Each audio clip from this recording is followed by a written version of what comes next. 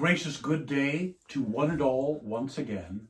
'Tis I, Norton the First, by grace of God, Emperor of the United States and Protector of Mexico, joined as we are for every weekend special edition by our guest superstar, the Countess, Lola Montez of Landsfeld. Good day, Countess. Good day, Your Majesty, and I hope you're faring well. Very well, thank you very much. This is episode number 170 of Emperor Norton's Fantastic History Vlog. Today is the 5th of December, 2020. Our 264th day living under COVID-19 restrictions, which are about to get a whole lot worse. Just a couple of programming notes. Don't forget, if you like what you saw today, subscribe. We'd like to get more subscribers. Also, leave your comments down below. So what do you have for us today, Countess? Yes, well, we have a lot of surprises, and thank you all for joining in today. And, as always, we will find a subject that you out there would love to hear about and know more of concerning history in San Francisco. So thank you for tuning in today. So much has changed in history, Your Majesty. I mean, now marijuana is legal and haircuts are against the law because of the shelter in place. It took us half a century, but the hippies finally won. Well, today we're going to talk about, speaking of hippies, the Cockettes. Have you ever heard of the Cockettes? Vaguely, but I'd like to know more about them. Yes, well, we'll certainly do that. Why did the hippie burn his tongue? Why? He drank his coffee before it was cool.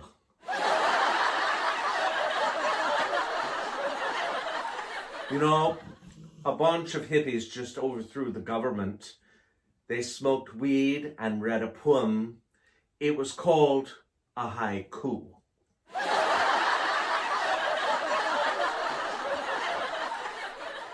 How do you know a hippie's been in your house? How? They're still here.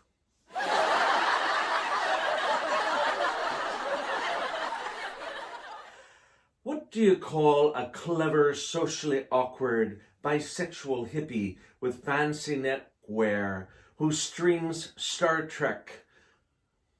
What would that be? A shy, wry, bi guy in a fly tie watching sci-fi on Wi-Fi.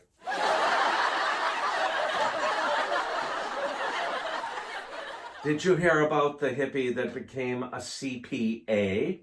Why, no. It was a logical move as he was already part of the counterculture.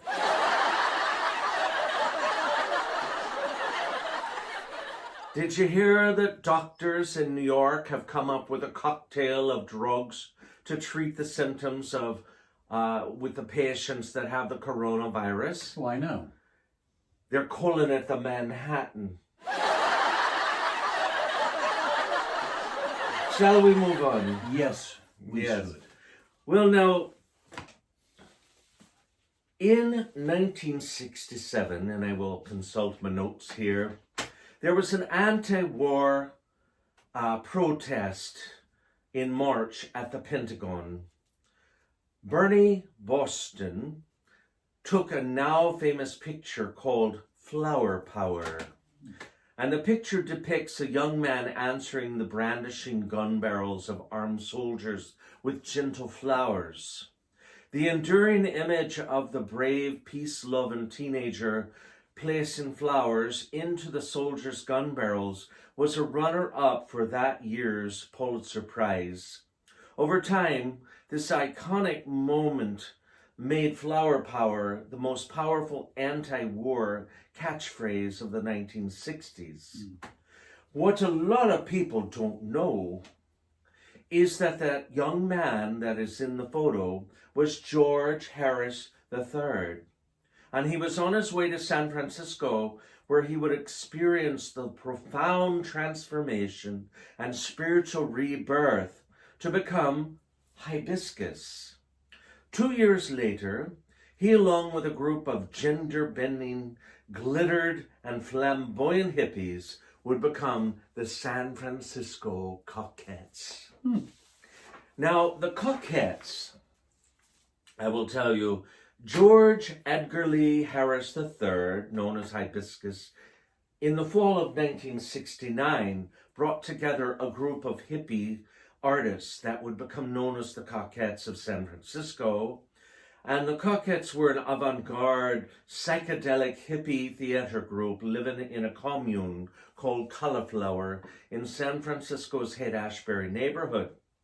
At that time, Cauliflower was one of the many communes in the Haight-Ashbury neighborhood. Hibiscus had a preference for dressing outrageously and proposed the idea of putting their lifestyle on stage. Now, their brand of theater was influenced by the Living Theater, John Vaccaro's Playhouse of the Ridiculous, the films of Jack Smith, and the LSD ethos of Ken Kesey, Merry Pranksters. The troupe was performed all original materials, staged in musicals with original songs. And the first year they parodied American musicals and sang show tunes, or original musical comedies in the same vein.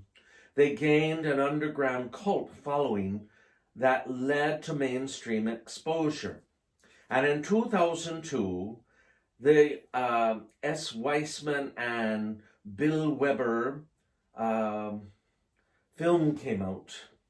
At the Pagoda Palace Theater in San Francisco's North Beach neighborhood, impresario Sebastian, his real name Milton Marin, let the Cockettes perform as part of his Nocturnal Dream Show, a showcase of underground films, in exchange for free admission. The posters for these performances were designed by Todd Trexler. The Futurama Costume Gala, a science fiction-themed New Year's Eve bash held by the Nocturnal Dream Show creators, drew a rowdy audience of around 600 people. The show soon became a must-see for San Francisco's hip community, combining LSD-influenced dancing, set design, costumes, and their own version of show tunes or original tunes in the same vein. The Cockettes took to the stage every month, performing prior to the Saturday night midnight Nocturnal Dream Show. Show titles included Gone with the Showboat to Oklahoma, Tinsel Tarts in a Hot Coma, Journey to the Center of Uranus, Smacky and Our Gang, Hollywood Babylon, and my particular favorite, Pearls Over Shanghai. Words of these shows quickly got out, and by September 1971, the Cockettes gained a reputation as pioneers of San Francisco's counterculture.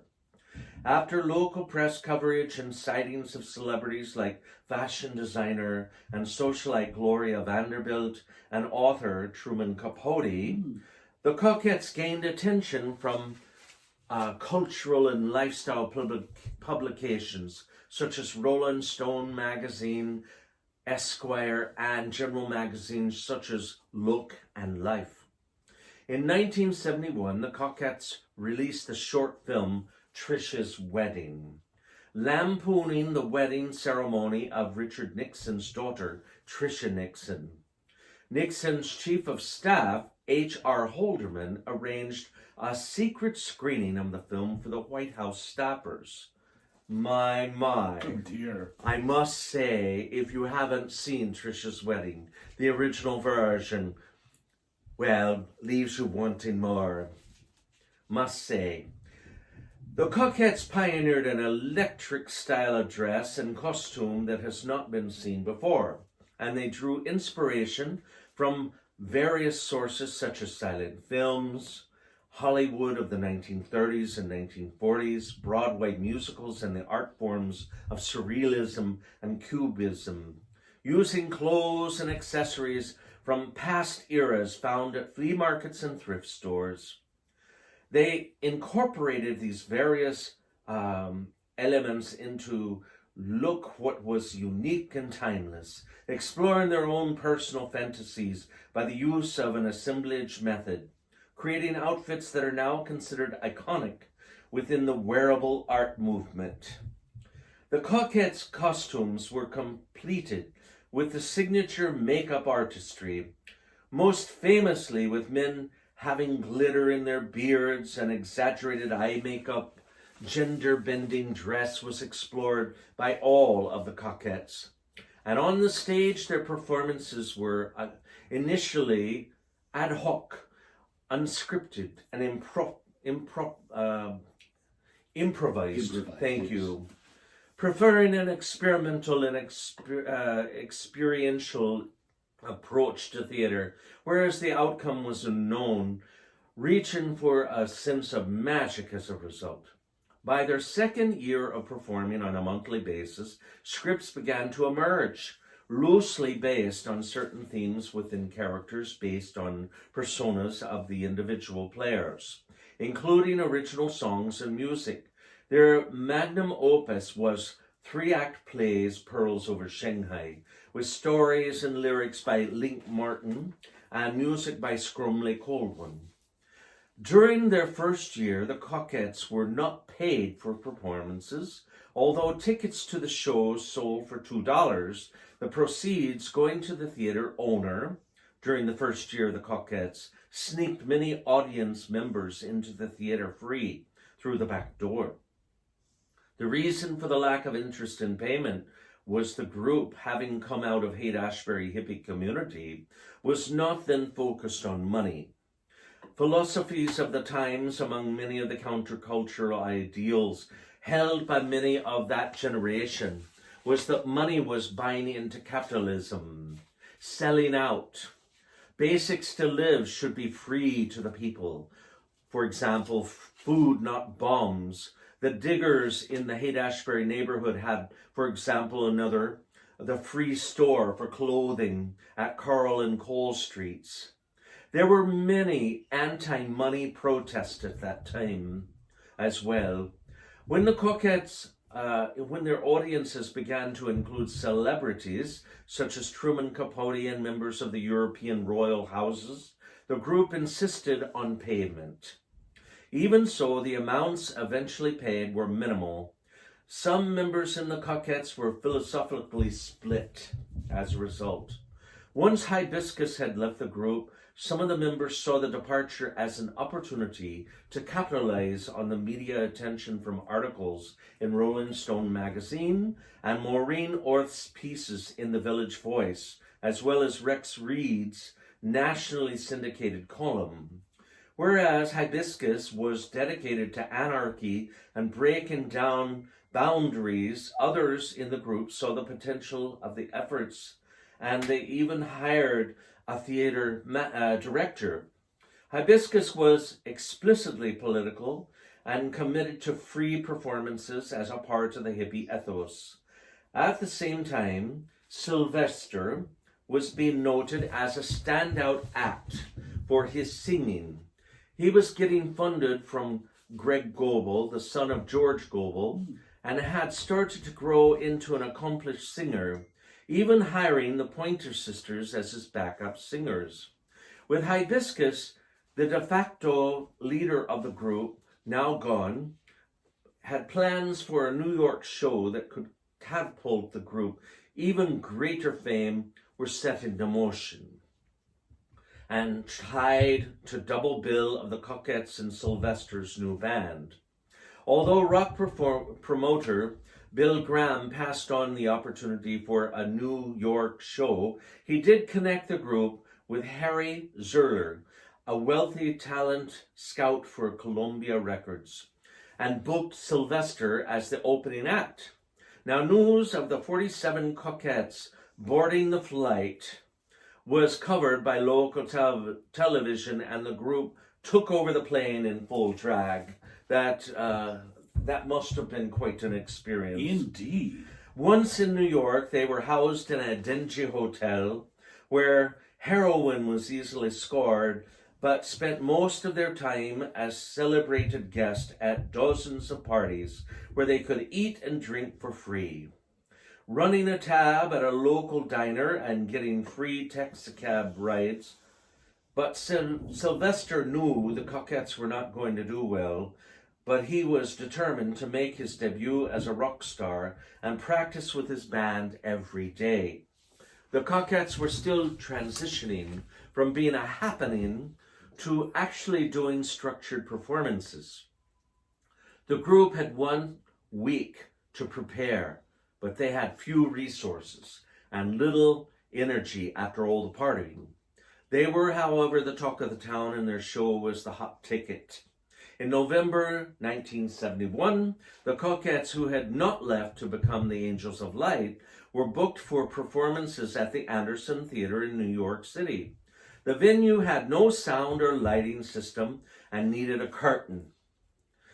Well, the stage was also twice the size of the Cockettes' usual one, so all the sets had to be rebuilt from scratch in 6 days. They opened with tinsel tarts in a hot coma, a send-up of films about Broadway in the 1930s. According to accounts of the time, everybody who was anybody came to the Cockettes' New York opening, including such celebrities as John Lennon and Yoko Ono, Liza Minnelli, Truman Capote, Gore Vidal, and Angela Lansbury. Also attending were Andy Warhol and his own infamous gender-bending drag performers such as Holly Woodlawn and Candy Darling. But with the Cockettes' loose San Francisco magic, the opening night was a disaster. New York expected a tightly performed show, and in the theater things went bad to worse. When Angela Lansbury walked out on the show, soon followed by Andy Warhol and most of the rest of the audience, after the show, Gore Vidal quipped, "Having no talent is not enough." Apparently, the New York professionals did not view the show or the group as talented.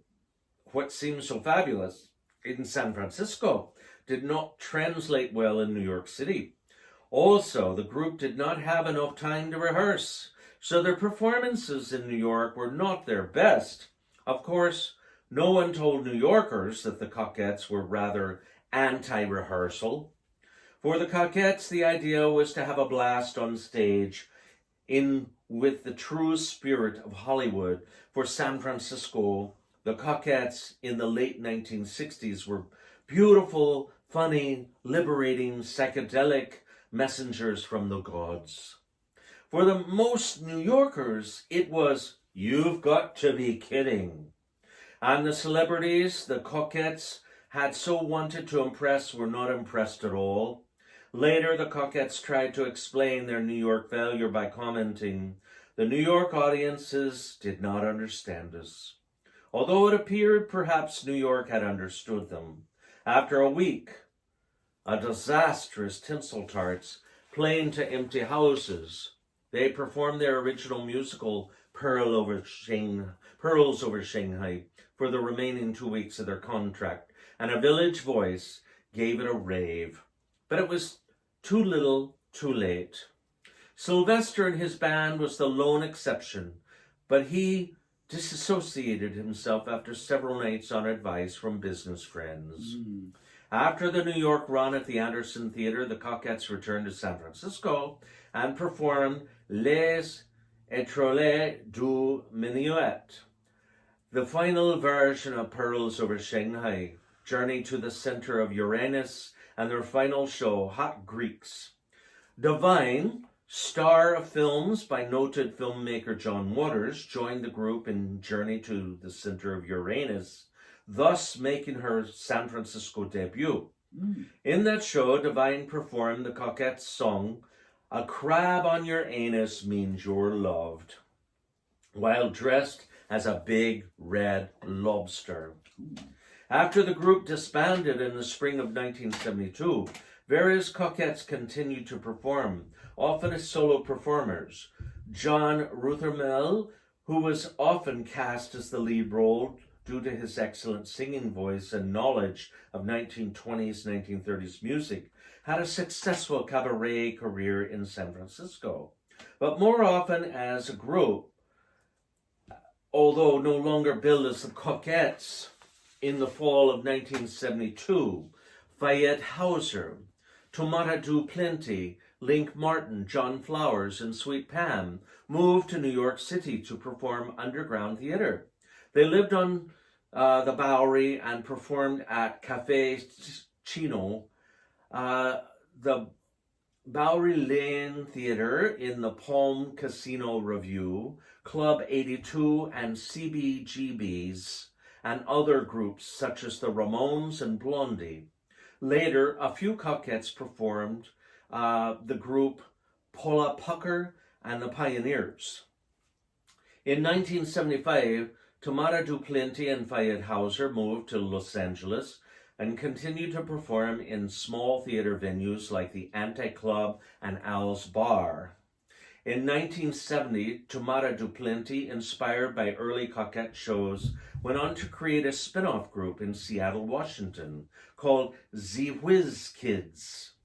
He also created the seminal Los Angeles electro-punk band, The Screamers, and he was the lead singer. Du Plenty went on to play a Cockette-inspired lead role in the punk rock musical Population 1. Fayette Hauser was the lead singer in the Los Angeles-based New Age band Interpol with Jeff McGregor and Chuck Ivey. Sylvester's rendition of torch songs by the likes of Etta James, Shirley Bassey, Bessie Smith, Ethel Waters, Billie Holiday, Dinah Washington, and Lena Horne during the solo spots were always a highlight. And after the demise of the Cockettes, Sylvester became one of the most prolific singers of the disco era, with such hits as You Make Me Feel Mighty Real.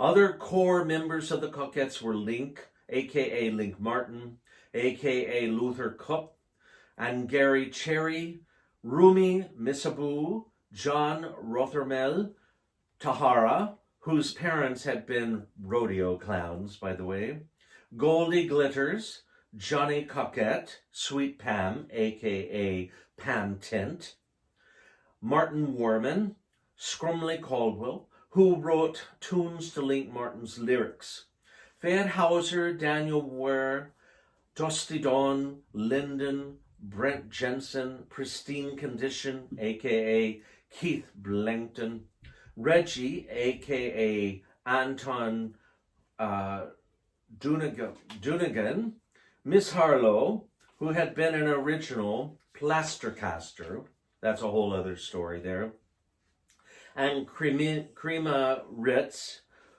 originally known as Big Daryl, Chris Kilo, who produced a few of the early shows after the Angels Cockettes split. Many other people, too numerous to mention, performed in only one or two shows. Now, a few weeks ago, we did a show about Bambi Lake, who just passed on and was in a few of those shows as well.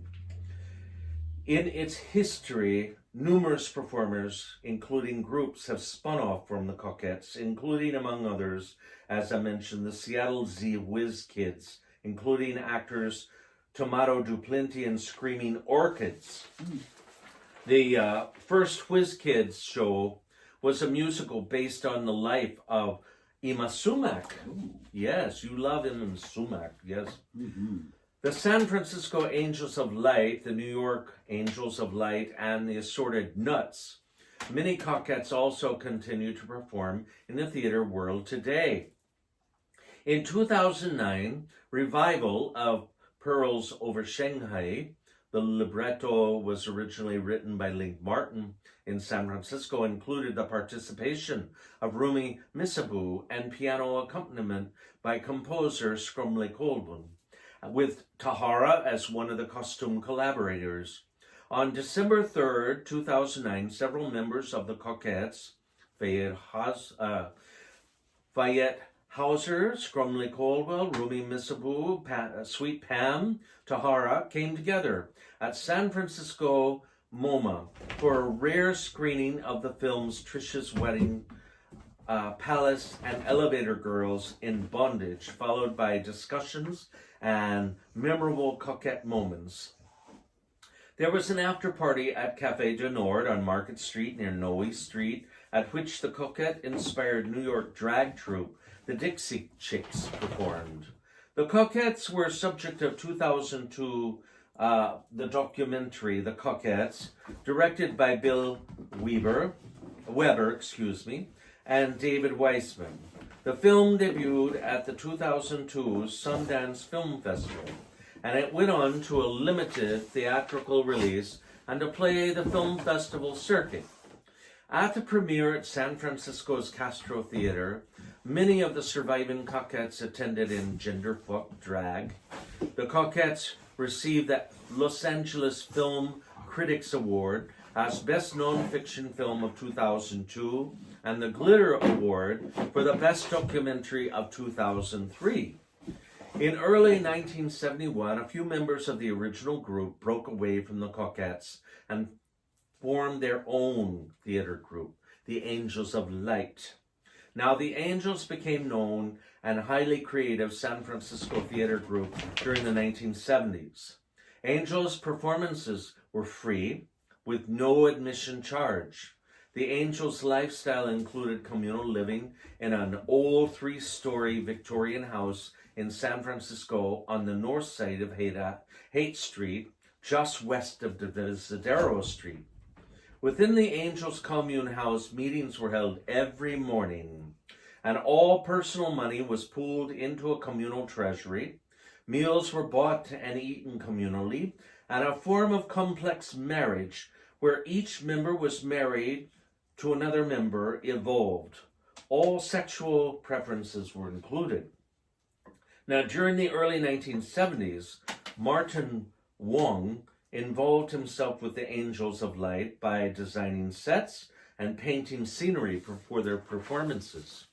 In 1972, Hibiscus, the founder of the Cockettes and the Angels of Light, left the Angels and moved back to New York City, as I said earlier. There he formed his own group, also known as the Angels of Light of New York City. The troupe included his parents and 5 siblings, all actors and musicians, as well as performers from all walks of life. In 1978, Hibiscus started doing more organized shows, including the fairly popular off-Broadway show Sky High, performing under the name of Brian O'Hara. In the early 1980s, Hibiscus formed the glitter rock band Hibiscus and the Screaming Violets, a 5-piece band including the brother Fred. As an arranger, keyboardist, his mother Anne wrote all of the original lyrics and music, collaborating with her son Fred on a few tunes. Hibiscus's sisters, Jane Ann, Eloise, and Mary Lou, were the Screaming Violets. They played in many clubs of the era. Louis Friedman's SNAFU was their artistic home. On May 6, 1982, Hibiscus died of AIDS in New York City, supposedly 224th person to die in that epidemic. Jack Cole, a.k.a. Angel Jack, was another renowned member of the Angels of Light. He was seen later on as a regular performer at Studio 54 in New York City in the late 1990s. He moved to his mother's home in Gulfport, Florida, to help care for her. And while in Florida, he would make random appearances and do occasional solo performances throughout the club circuit. In his final years, he befriended multimedia performance artist Mickey Plastic, whom he did his final work with, costume design and photo shoot. Coy died of AIDS-related illness in 2001 in St. Petersburg, Florida, at St. Anthony's Hospital, the same hospital where famed beat poet Jack Kerouac died, Your Majesty. Several books and documentaries about Studio 54 and its legendary scene have featured and paid homage to Angel Jack. In 1977, the Angels of Light San Francisco commune disbanded, although the group continued to perform well into the 1980s. At the present, many of the male members of the Angels of Light have died of AIDS, while other members still living have moved on and currently live all over the world. In 1978, John Rothermel, who had had a successful solo cabaret career in San Francisco after leaving the Cockettes, moved to New York, and after a year-long stopover in his hometown of Minneapolis, Minnesota, he had also been a junk shopper and became a collector of mid-century modern post-World War II furniture and decorative arts. After he initially worked in New York as stage manager for Hibiscus's most successful New York off-Broadway show, Sky High, he developed into one of the most knowledgeable collectors of mid-century modern. He worked at the Greenwich Auction Room and independently bought and sold furniture and decorative arts before dying of AIDS on April 21st, 1994. Among his most important finds was a 20-inch high wood and metal model designed by William Lescaz as one of the finalists for the New York Museum of Modern Art building, certainly worth $10,000 or more. John's mother, Della,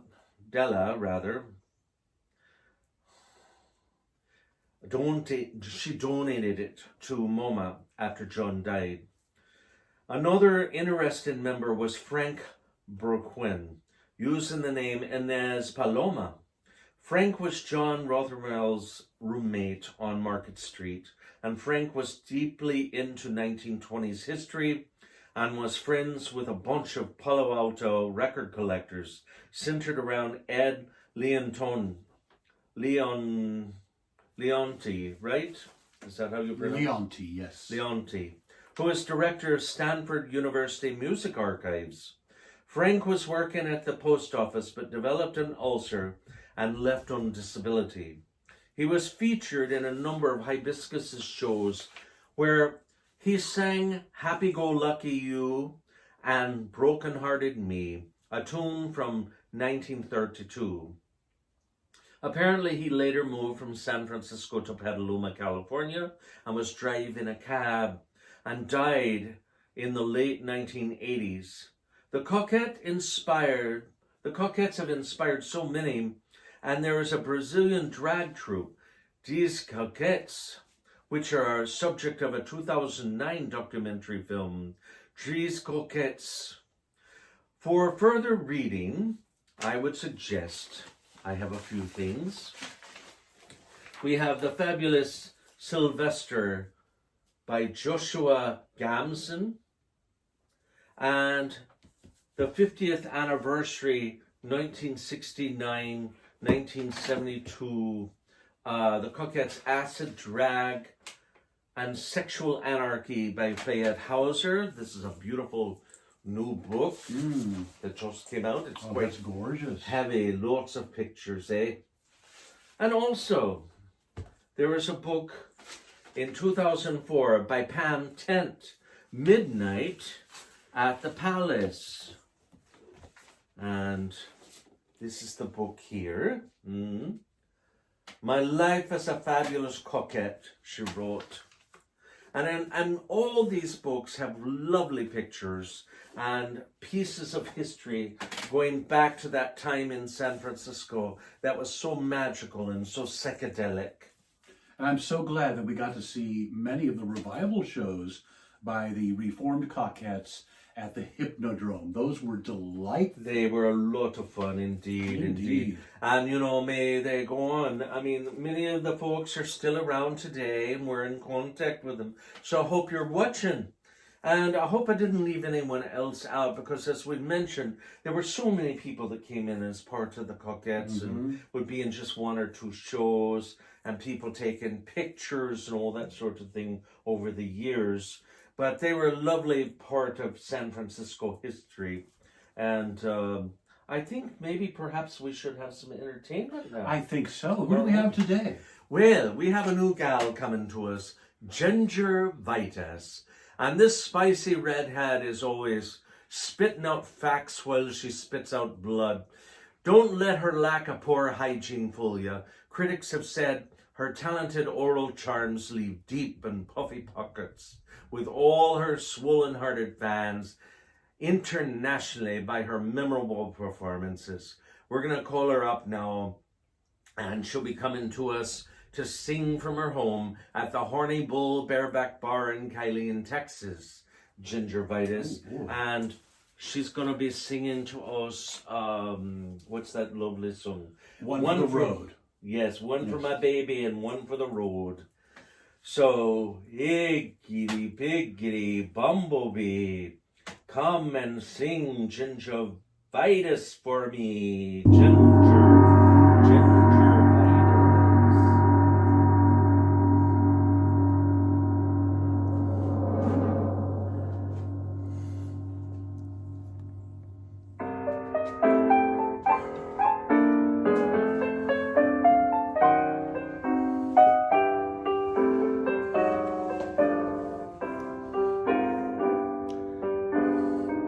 It's 2:45.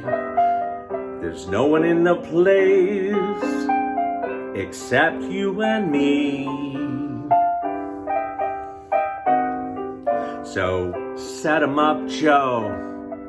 I've got a little story you ought to know. We're drinking, my friend, to the end of a brief episode. So make it one for my baby and one more for the road.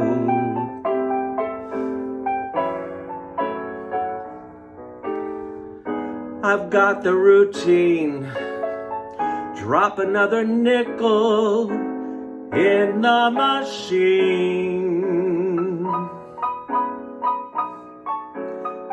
I'm feeling kinda bad. Can't you make the music easy and sad?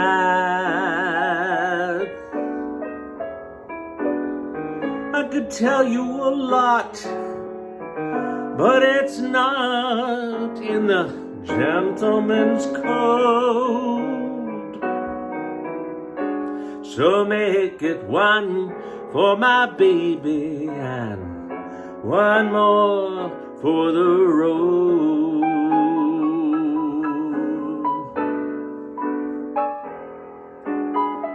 You'd never know it, but buddy, I'm kind of a poet, and I've got a lot of things I'd like to say.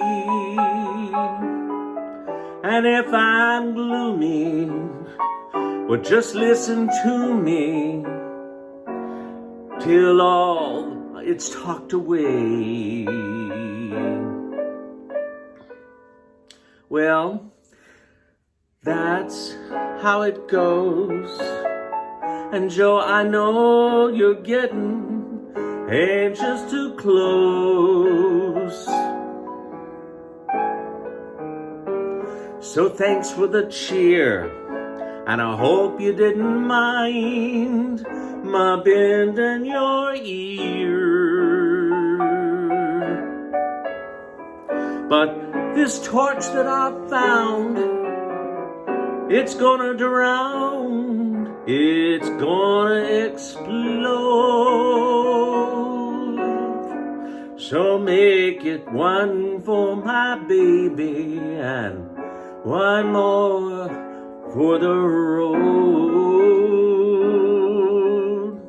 That long, it's so long, so very long. So long road.